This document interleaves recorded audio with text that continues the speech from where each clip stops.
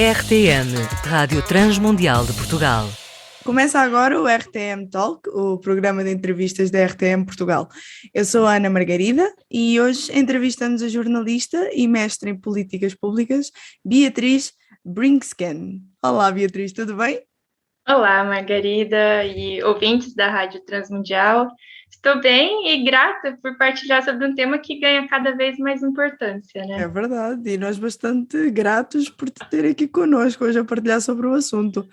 Mas eu gostaria de dar mais informações sobre ti. Atualmente, estás a finalizar o doutorado em Gestão de Resíduos Sólidos na Universidade do Minho e também trabalhas no projeto com a Câmara Municipal de São João da Madeira, corretíssimo? Sim, isso mesmo. Ok, então olha, seja muito bem-vinda. E nós então vamos desenrolar esta nossa conversa que vai andar assim muito à volta sobre o papel do cristão com o meio ambiente. Então, para começar, eu acho que a melhor pergunta é: o que é que se entende por meio ambiente? Olha, meio ambiente é qualquer relação entre os seres vivos e o local em que vivemos. É a maneira como interagimos com a natureza. Mas temos que entender que nós somos parte do meio ambiente. E, para mim, essa história começa lá no Jardim do Éden, quando Deus nos deu a responsabilidade de sermos cuidadores, né? Podemos usufruir, mas temos que ser como jardineiros. Não é simplesmente para explorar, vender e fazer o que bem quisermos, mas a natureza, como precisamos dela, temos que ter uma responsabilidade forte. E o que eu acho interessante é que os filmes antigos, como Avatar, de civilizações antigas, eles adoravam, eles tinham elementos da natureza como o sol, a árvore da vida, os animais, a lua, que eram deuses, né? Eram divindades.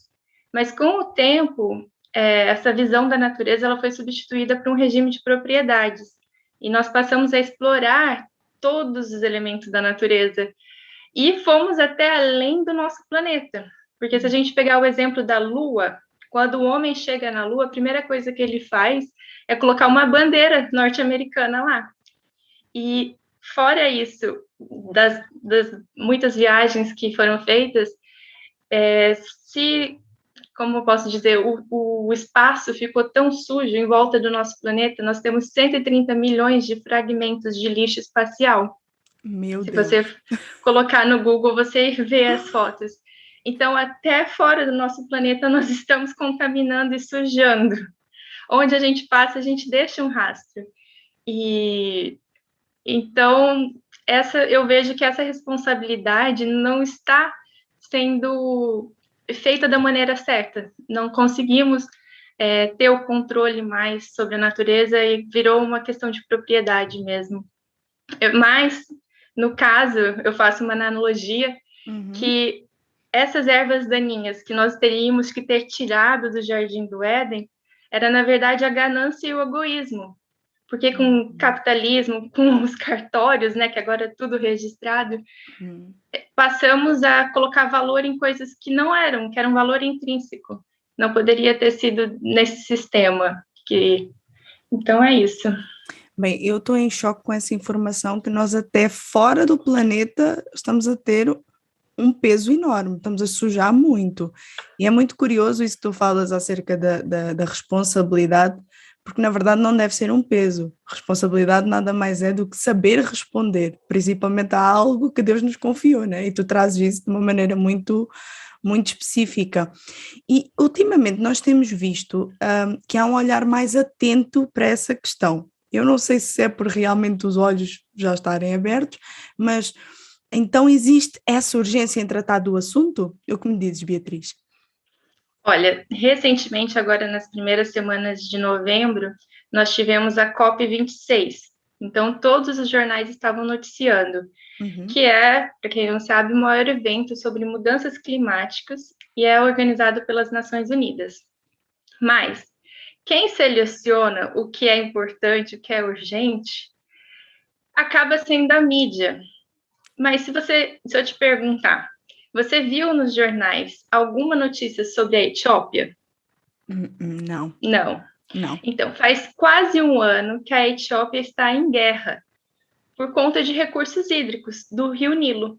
Então, por conta da água. Isso é uma questão ambiental, mas isso não sai nos jornais. Então, o que é urgente e o que não é muito difícil de ser a mídia social, que a gente tenha tudo um filtro, então a gente não consegue ter essa dimensão. Mas eu uso a filosofia para nos ajudar como um instrumento a entender esse problema.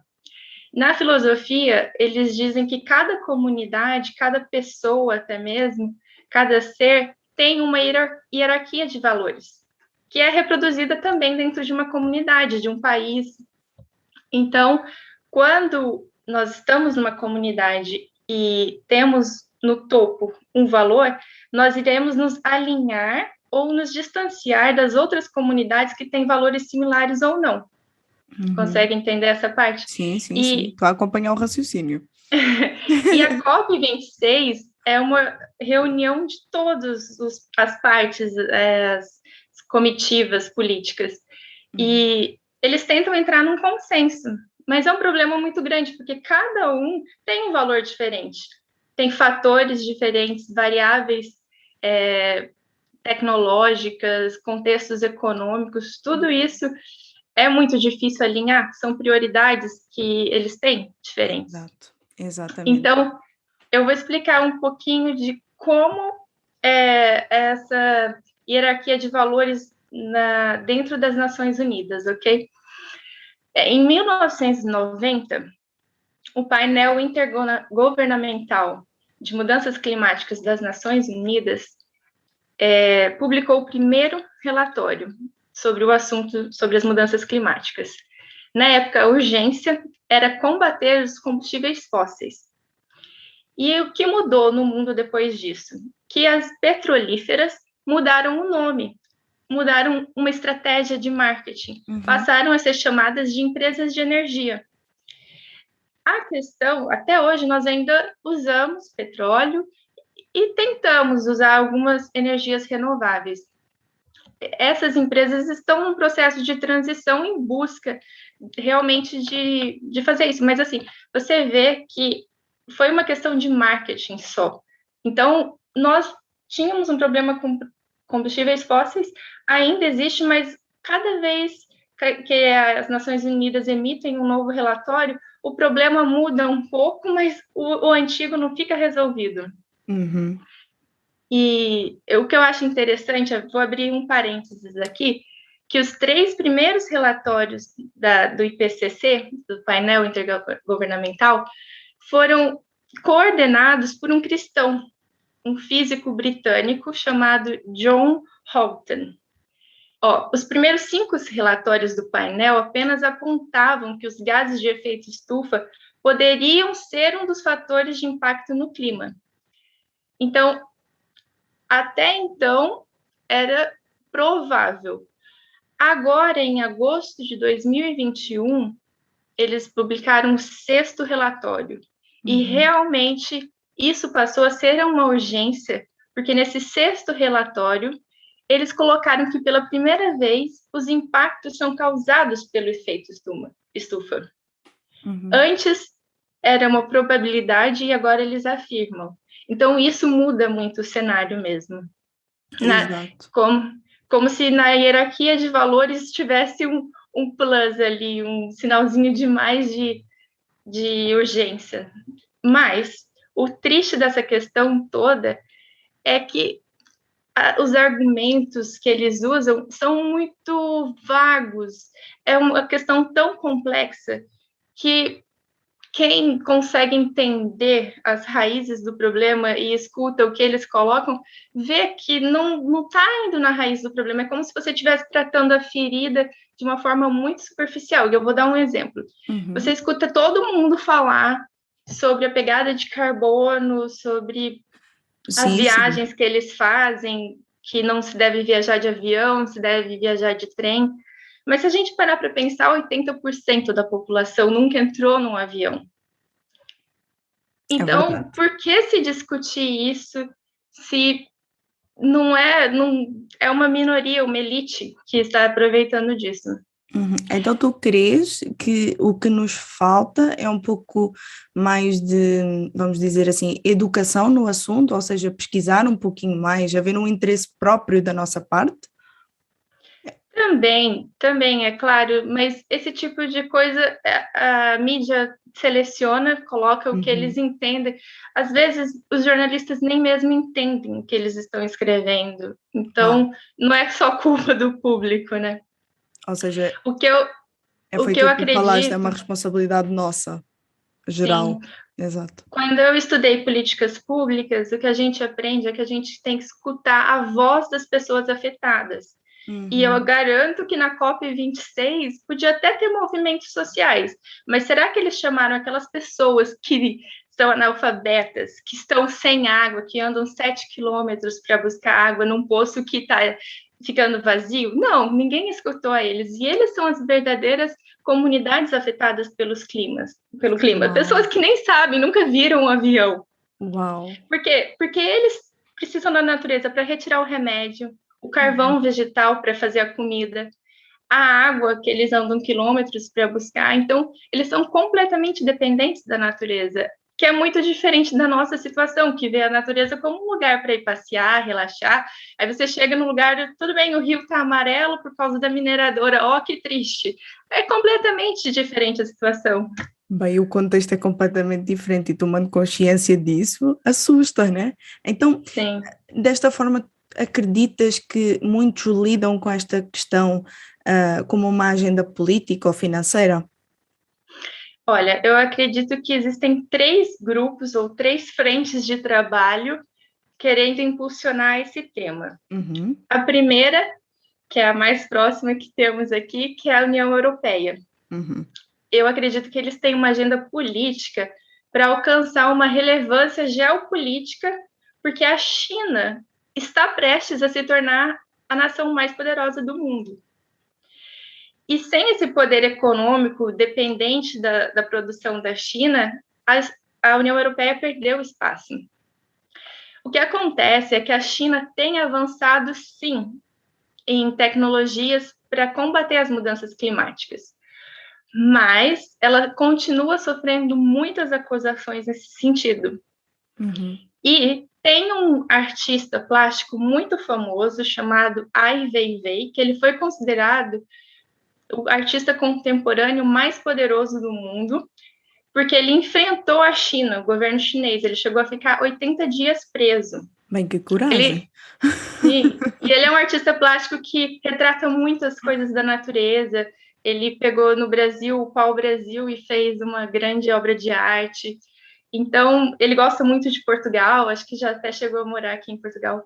E o que acontece? Até ele mesmo, que enfrenta o governo chinês, Uhum. falou que consegue ver que a China sofre preconceitos, porque as medidas que são impostas a ela são colonialistas e injustas, porque não levam em consideração o tamanho da população da China, não levam em consideração os valores que eles têm lá. Não tem como Uhum. você colocar um outro valor, uma outra hierarquia de valor em um outro contexto e não obedecer, assim, entender o contexto deles lá. Exato. Exato. E aí vamos para o segundo grupo, então, que é da agenda financeira, que é os Uhum. Estados Unidos.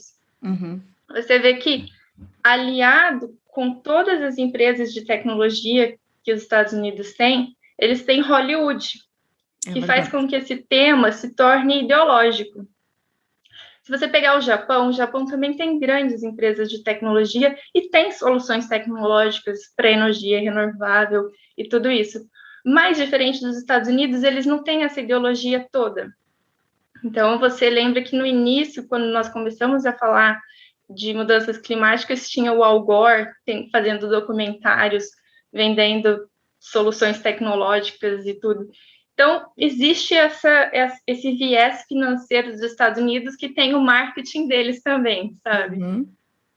E o terceiro grupo é um grupo ainda mais ideológico, puramente ideológico, que é um grupo de movimento dos ativistas, que eu diria que quem lidera esse grupo é aquela menina sueca, É a Greta. Greta Thunberg. É bem conhecida.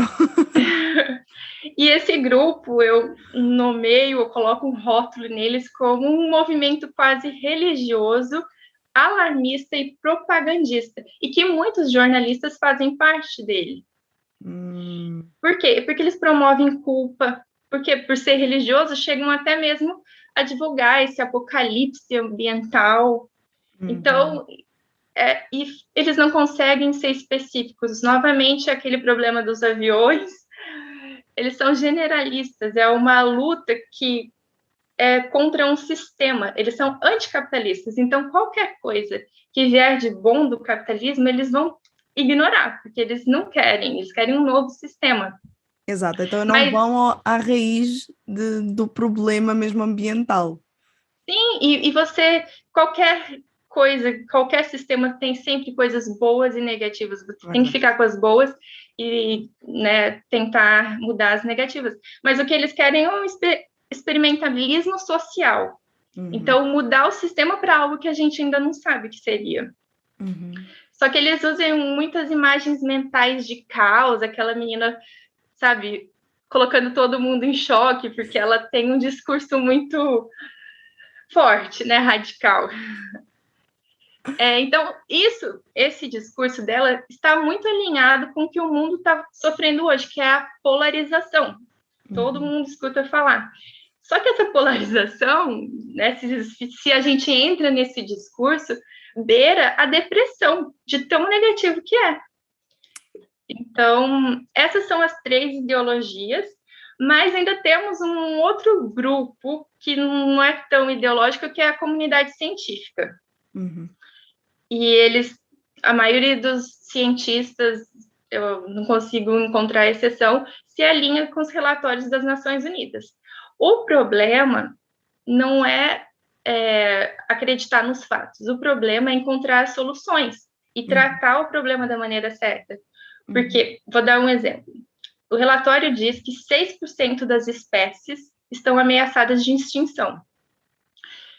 As causas são principalmente por 2 motivos.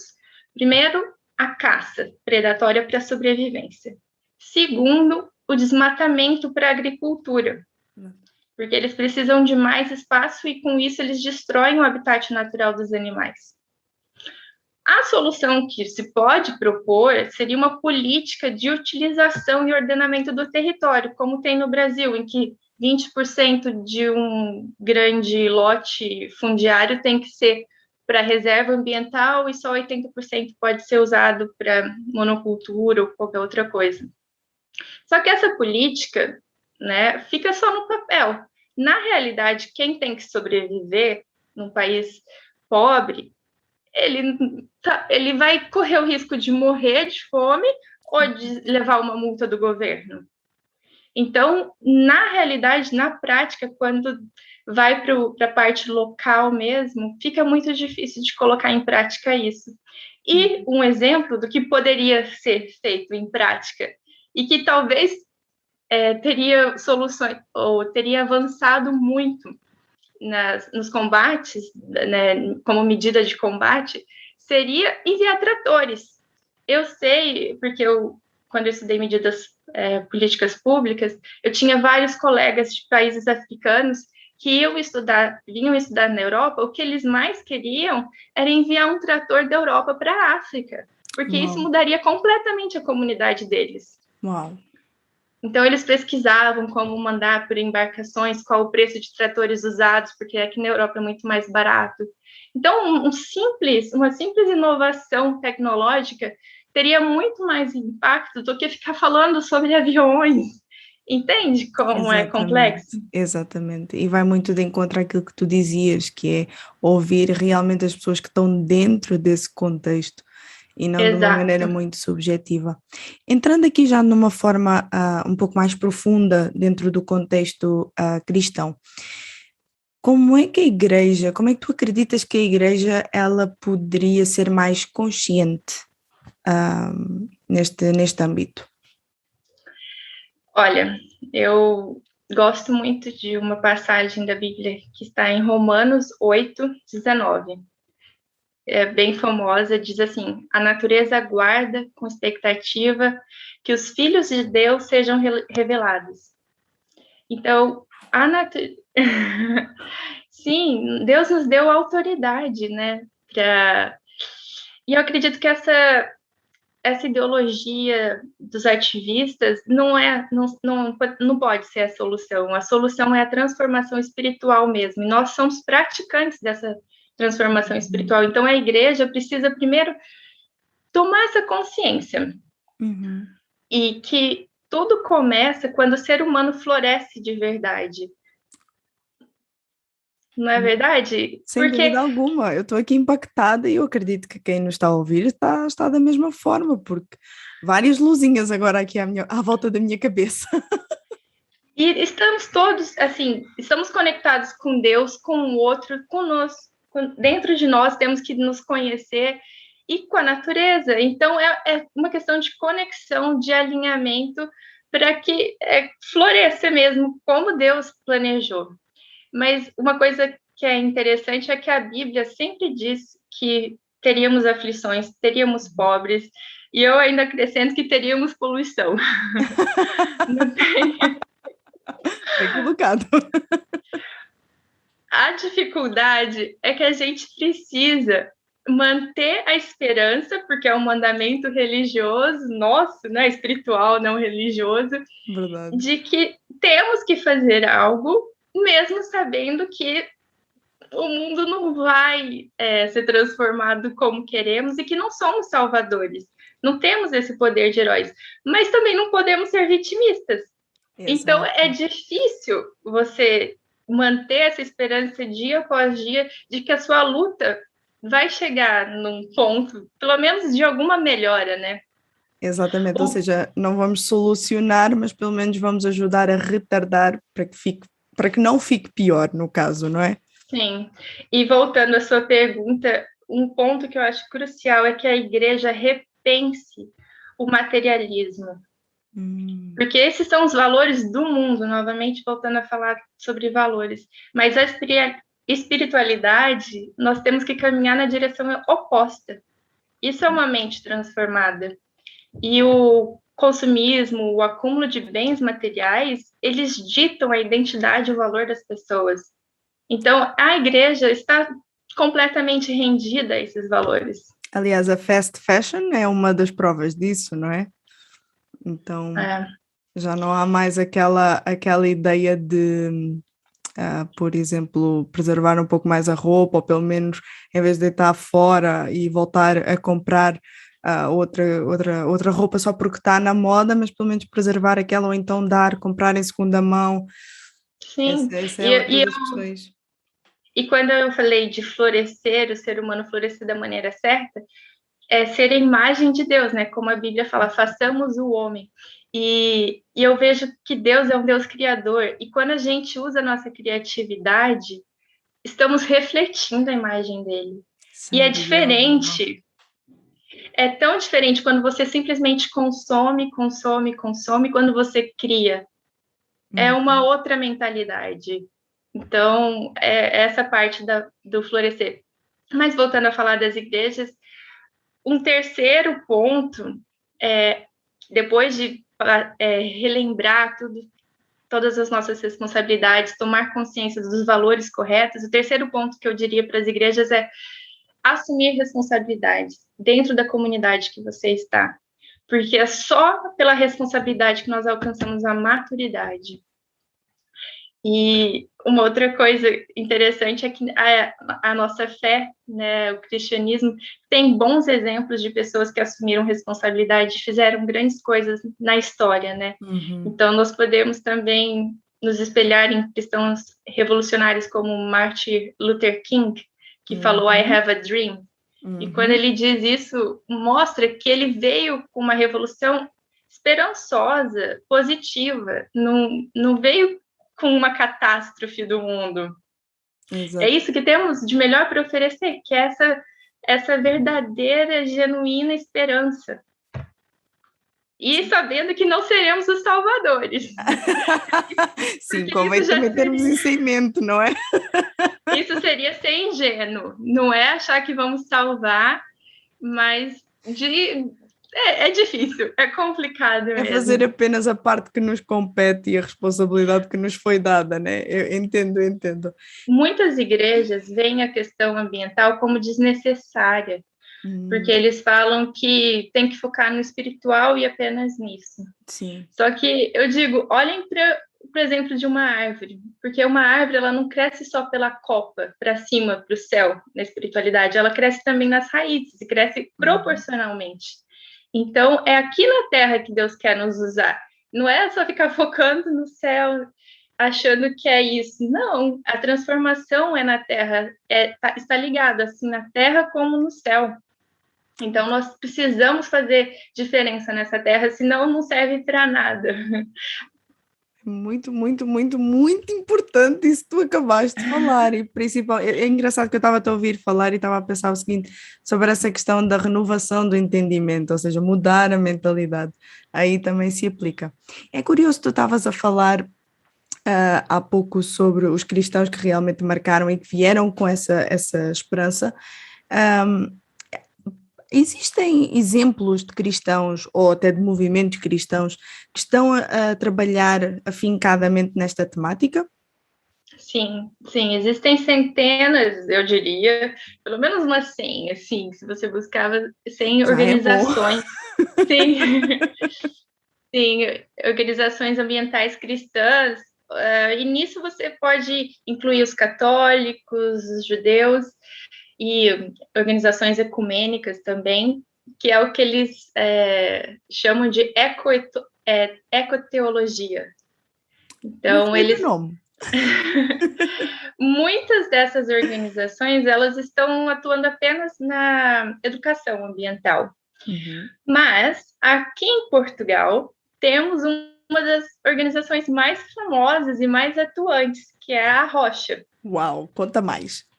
Eu conheci a Rocha quando morei na Holanda, porque é uma organização que está espalhada pelo mundo todo e aqui na Europa é muito forte. E é lindo o trabalho deles, eles têm projetos de conservação ambiental, trabalham com muitos cristãos que são biólogos, especialistas e que fazem trabalho voluntário. Também tem funcionários, mas como é uma organização voluntária, com fundos de voluntários, eles também aceitam o trabalho voluntário. Aliás, quem quiser fazer trabalho voluntário pela Rocha, pode ir para a França, para a Holanda ou aqui para Portugal, que eles aceitam voluntários. Fica aí a dica para os nossos ouvintes, se isto mexeu com vocês. E é uma organização muito sólida, já existe há 38 anos, e que eu admiro muito. Quem sabe um dia eu também faço um trabalho voluntário. Participei de algumas atividades na Holanda, mas nunca fui voluntária. No Brasil, quem quiser se interessar pelos projetos no Brasil, existem 2 organizações também atuantes nesse setor, que é o Projeto Éden e o ABC2, que se você procurar, você encontra vários materiais e páginas na internet. Ótimas sugestões, Beatriz. Mas agora vamos um pouquinho ainda mais a fundo. O que é que a Bíblia ela diz realmente sobre meio ambiente, a sustentabilidade? A Bíblia chega a mencionar essas coisas ou a dar assim uma luz sobre isso? Então, eu acho lindo que a Bíblia começa com uma criação, criando, né, a natureza, e termina com a nova criação.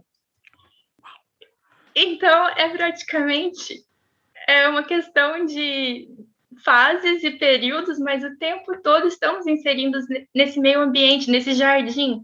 Nunca deixamos de estar num jardim, né? E eu tenho vários exemplos de como que a Bíblia trata disso. Se você ler o Salmo 148, quando diz que a natureza louva a Deus, é uma forma poética de trazer a questão do meio ambiente.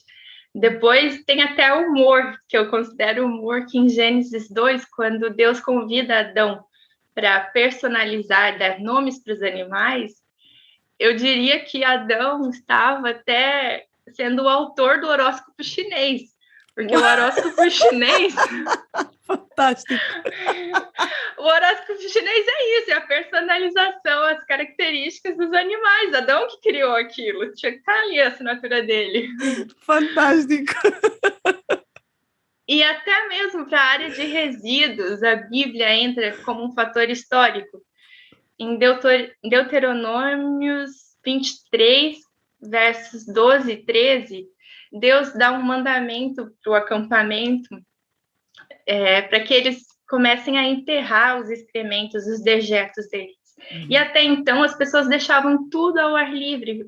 Foi o primeiro registro histórico que deveríamos enterrar as coisas que contaminam, né? O solo, contaminam quando tocamos naquilo. Então, até para meu setor, a minha área de estudo, é importante a Bíblia. Uau. Fantástico. Olha, e já que estamos assim a falar bem da Bíblia, hoje nós temos a Bíblia para qualquer público, com mensagens específicas, orações, devocionais. Nós hoje conseguimos encontrar a Bíblia para a mulher, a Bíblia dos adolescentes, e se pesquisarmos um pouquinho mais, até encontramos a Bíblia da avó, se for necessário. Se eu encontrar essa, eu vou dar uma para a minha avó.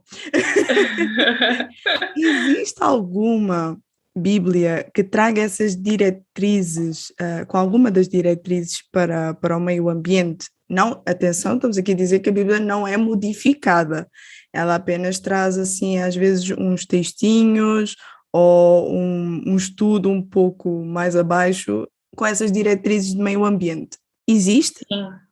Sim, existe, mas apenas em inglês.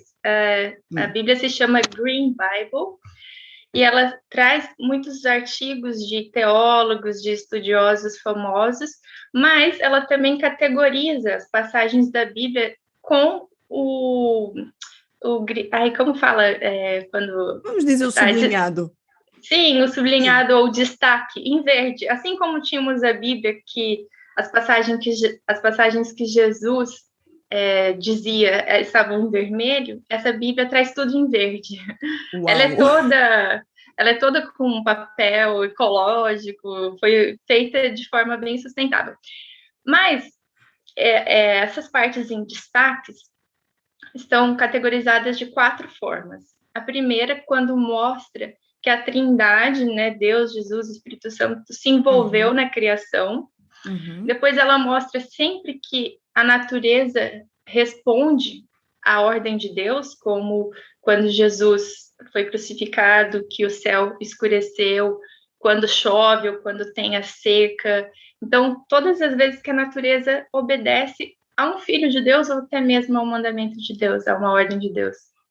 Depois também mostram citações em que aparecem as árvores. Olha, a Bíblia, né, tem centenas de nomes de árvores e animais, tem muitos elementos da natureza o tempo todo sendo usados na Bíblia. Depois, uma outra forma que a Bíblia fala do meio ambiente é até mesmo de forma prática, porque na Bíblia diz como temos que lavrar a terra e que a terra tem que descansar. Uma coisa que é usada no sistema de agricultura nosso, que está na Bíblia, então de forma muito prática. E, por último, a última categoria que dá destaque é quando somos chamados para tomar essa responsabilidade de cuidar do meio ambiente. Muito bem, muito bem. Agora vamos falar um pouquinho mais sobre ti. Sabemos que atualmente trabalhas com o desenvolvimento das tarifas PAIT? Isso. PAIT, que é Pague pelo Lixo que Deita Fora. A tradução em português. A tradução em português seria assim. E é um trabalho desenvolvido na Câmara Municipal de São João da Madeira. Podes falar um pouquinho mais sobre esse projeto? Sim, não apenas na Câmara, mas aqui em Portugal eu chuto uma estimativa de uns 20 municípios que já estão em processo de implementar o PAIT. É um bom número. Por quê? Sim, eu acho que eu preciso primeiro explicar, então, um pouquinho o que é o PAIT. Força! É um sistema de tarifas baseado na quantidade de lixo que a pessoa produz. Porque até o momento, as pessoas pagam pelo lixo conforme a água que elas gastam, né? Então, é uma percentagem da água. Só que acontece, isso não é justo, porque quem está a usar menos água pode estar a usar mais lixo, porque está usando descartável. Enquanto quem está limpando a louça está sujando mais coisas e produzindo menos lixo, ou até mesmo separando. Então, quem separa e não separa, não tem diferença na conta. Então, por isso, a tarifa é considerada mais justa. Essa é uma medida que a União Europeia está a impulsionar ou pressionar nos países, nos países membros. E aqui em Portugal, no ano passado, em 2020, tivemos o Decreto-Lei número 102, em que diz ou começa a contagem ou dá um prazo para que os municípios em Portugal comecem a implementar esse sistema de tarifa, e eles terão até 2025, o prazo é de 5 anos. Em 5 anos, se essa tarifa não estiver implementada ou não tiver, né, com as razões verdadeiras ou justificáveis porque ainda não está implementado, eles podem até levar multas. Então, é um decreto-lei sério mesmo, que os municípios precisam levar em consideração.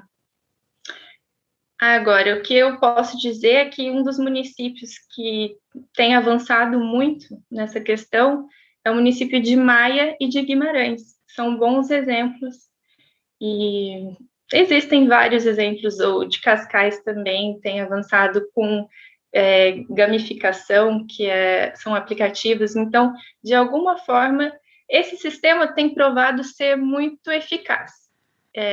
Quando pesa no bolso, as pessoas passam a separar e talvez se conscientizar sobre o meio ambiente. Mas uma coisa muito interessante dos estudos científicos sobre mudança de comportamento, fora essa questão de pesar no bolso, muita gente pensa, se importa com o meio ambiente quem tem tal idade, vamos supor, os reformados, ou quem tem estudo, ou quem tem dinheiro. Não, nenhum estudo consegue provar que essas pessoas têm mais consciência ambiental. Exato. Um dos poucos fatores que provam a diferença entre quem tem ou não consciência ambiental é quem se importa com a comunidade em que está inserida. Quem se importa com o coletivo, automaticamente se importa com o meio ambiente. Fantástico. E é isso. Com essa transformação espiritual, com esse florescer do ser humano, nós temos que passar a pensar no coletivo e no ambiente, porque Deus não nos chamou para acumular bênçãos, Ele nos chamou para ser espalhadores de bênçãos. Então, não tem por que sermos o mar morto e acumular só para a gente tem que ser canal de bênção, né? Fluir para o outro e pensar sempre no coletivo. Essa é a verdadeira igreja.